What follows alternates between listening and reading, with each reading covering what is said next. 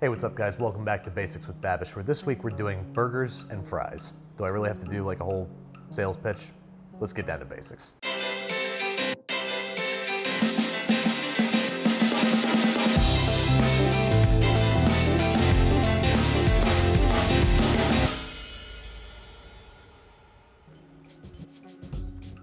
Basics with Babish and the all-new basicswithbabish.com are brought to you by Squarespace. Head there now to check out recipes from the show, kitchen equipment lists, my personal blog posts, and more. Get 10% off your first Squarespace order with offer code BABISH. Whether you need a domain, website, or online store, make your next move with Squarespace.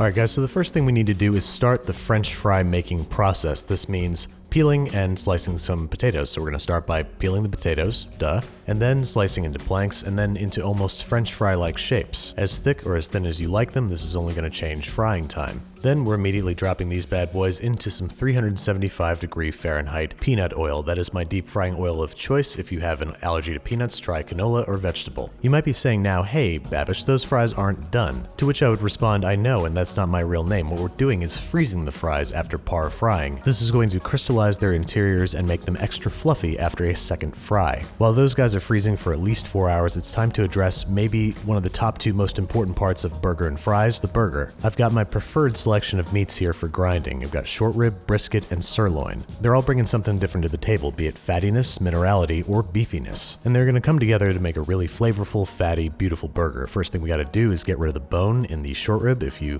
have a bone-in short rib, best to buy these boneless because you're going to get more meat and you have to do less butchery. Once you've removed the bone, trim off any silver skin that you see because this stuff will not break down. It'll be chewy bits in your burger and you don't want that. And then start cutting it into 1-inch strips that we're going to then cut crosswise into about 1 to 2-inch chunks, which will be perfect for our meat grinder. Then we're going to rinse and repeat with our other cuts of beef. On the brisket, this is nothing but fat. We can hang on to all this. As long as your knife cuts relatively easily through it, it's probably fine for your burger. Now there is some silver skin hiding in the middle of our sirloin, so we're going to pull it apart at the seam to reveal the dastardly little devil hiding inside. Once you've got all your sinew and silver skin removed and all your meat broken down, it's time to place all this on a parchment-lined baking sheet and freeze for 15 to 20 minutes to firm up the meat for the meat grinder, during which time we can get our burger accoutrement ready. Just going to very thinly slice some tomatoes. I like them about a quarter of the width of a sheet of paper, and a few slices of red onion, and last but not least some iceberg lettuce. This is the only kind of lettuce that belongs on a burger because it is nearly flavorless. We're going to simply shred it by cutting it in half, removing the core, and then cutting into thin slices down the length of the lettuce half, and then cutting crosswise into perfect little burger-sized shreds. And that's what I like to top a burger with. Put whatever you want on there, but I reserve the right to judge you. Like if you didn't put special sauce on there, I'd think that you were a real, true weirdo. And special sauce is simple enough to make. Simply mix together equal parts ketchup and mayo, maybe half cup each. Add a good sprinkling of garlic powder and onion powder. Then I like to add a little bit of smoked paprika, but you could use regular paprika if you don't want too much of a smoky vibe going on. A heaping helping of sweet relish, and that's about it. Just mix the whole thing together. Even if you just mix together equal parts ketchup and mayo, it's a delicious sauce to put on a burger, or to dip your fries in, or to just eat with a spoon. That I will not judge you for, I promise. Give it a little taste, make sure it's good, of course it is, and then it's time to get down to the business of meat grinding. Now I've had my grinder parts chilling in the freezer with the meat for a little bit longer, maybe 30 minutes to an hour, to make sure everything's really super cold. This prevents the beef from smearing when we push it through the feed hole.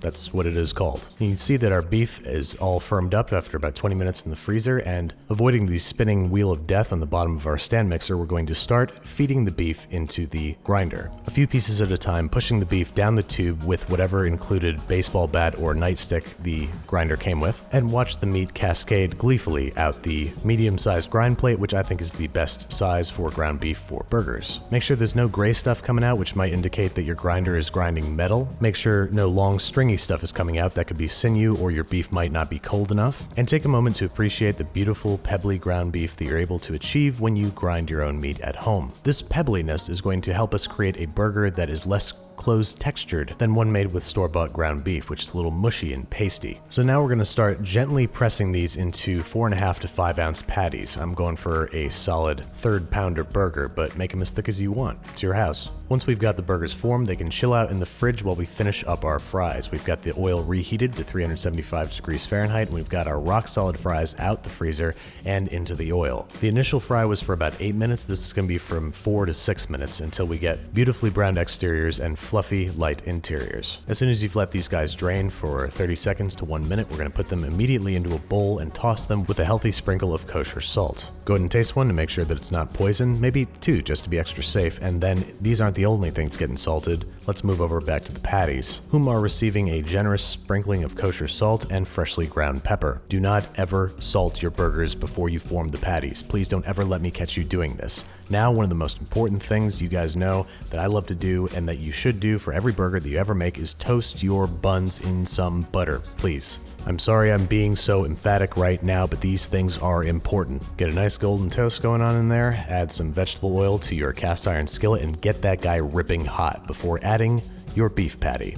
I'm just doing one for the sake of demonstration, but you can do up to 4 at a time. Let this sit over medium-high heat for a solid 3 to 4 minutes until a beautiful crust has formed on one side and you can see a little bit of cooked brownness creeping up the side of the patty. Once you've flipped it, we're going to almost immediately hit it with some American cheese. Hate on American cheese all you like, it is the best cheese for burgers. Then we're going to add about a tablespoon of water and cover the burger, allowing the cheese to melt and helping the burger cook more evenly. I mean, come on, look at that. Use an instant read thermometer to determine if you've cooked your burger to your desired degree of doneness. And it's time to plate up. Onto a waiting bed of lettuce, we're going to deposit our patty. Always best to put the lettuce underneath the burger as this helps prevent the lettuce from wilting, and then top with our tomato, onion, special sauce, the top of the bun, bottom of the bun if you want to be extra special. Top the whole thing up and serve along with your Frenched fries. And there you have it, one very serious homemade burger and fries. Now it's time, of course, for the requisite cross section. I'm going to show you 3 levels of acceptable doneness. Let's start with medium. That's where you're taking the burger off the heat at about 135 degrees Fahrenheit, letting it rest until it hits maybe 140. Then for slightly braver souls, there's rare, where we're taking it off at 120, letting it rest and reach 125. And then the sweet spot, medium rare, 125 to 130 degrees, tender, juicy, delicious. If you're freaking out about beef cooked below USDA recommended doneness temperatures, you have much less to worry about if you're grinding your own beef at home, so give it a shot. Whatever minor risks there are outweighed by the importance of enjoying a really delicious burger. So I just want to talk a little bit about designing my new website with Squarespace. They have this really intuitive, easy to use platform that made it super easy even for somebody like me who's never done web design ever. They have templates, they do domains, they have really good customer service. It's really an all-in-one, one-stop shop for building a really slick website, and I was really happy with the way mine came out. If you want to try it for yourself, you can start your free trial today at squarespace.com and enter offer code Babish to get 10% off your first purchase. I'll see you guys next week on Twitch when I'll be cooking this live and you can cook along with me.